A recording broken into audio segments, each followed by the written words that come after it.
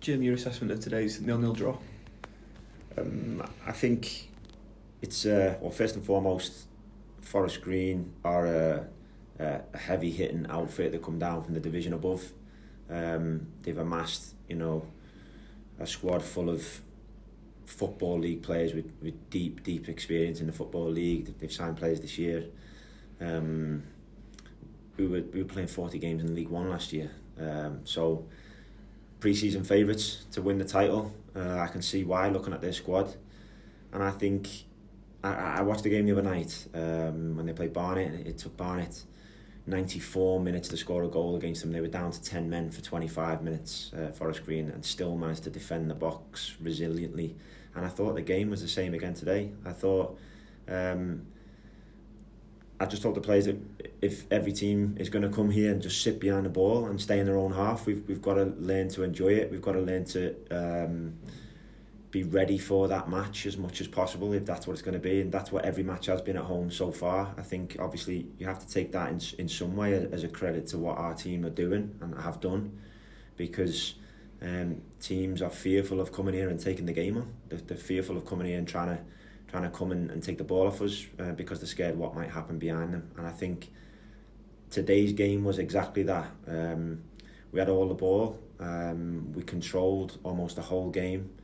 I don't think Forest Green had anything today other than set pieces. They're a giant team, so that's an obvious danger for any team that they're going to face, and it was for us. I thought, other than set pieces and maybe a second phase shot from a set piece, I don't think they created anything. I don't think a bit like the game the other night. I'd say only late on, when we're trying to win the game, do we leave some space and something may happen, but even that didn't really happen today.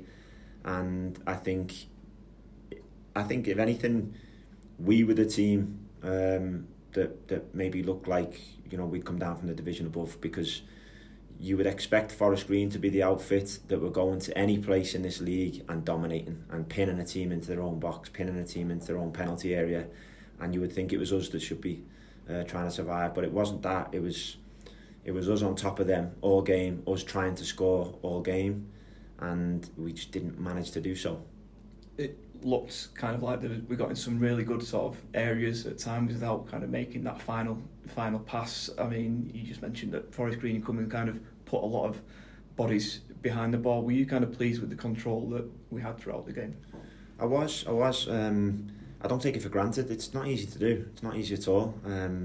I think when people see that game model, they think that it's easy what we're managing to do, to control the game and keep the opposition in like that. It's not easy. It takes skill, it takes bravery, it takes understanding.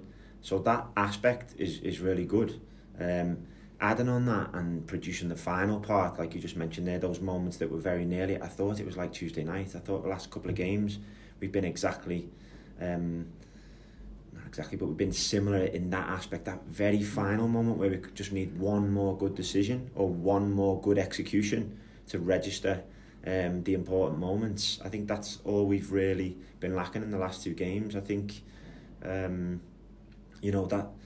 how we're getting there, why we're getting there, and the consistency of how we're getting there. I think we have to acknowledge as positives. We have to definitely reinforce that and know that that's a good thing. That's showing consistency. That's showing bravery.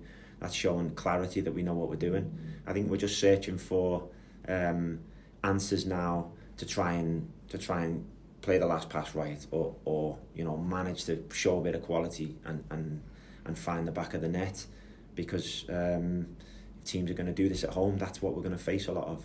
Do you think that kind of last moment will come naturally? The guys, we're clearly getting to that stage a lot, aren't we? So do you think that will just come naturally in time, or is it kind of continuing to work on that on the training ground? I think it'll come naturally, and it'll need working on. I think it's both. I don't think we can disrespect the last two opponents we faced. I think York, Forest Green and Oldham, I don't think you'll see bigger budgets in the league. Forest Green and York particularly, I think they're non-stop in terms of what they can do, the money they can spend, the clout they've got, and they've got 3 times the budget we have. So for us to go not just toe-to-toe but totally be on top of Forest Green today, I think we have to almost be careful what we wish for. We're fortunate that we've managed to get to a place where we're controlling games against teams that are, you know, favourites to win the league.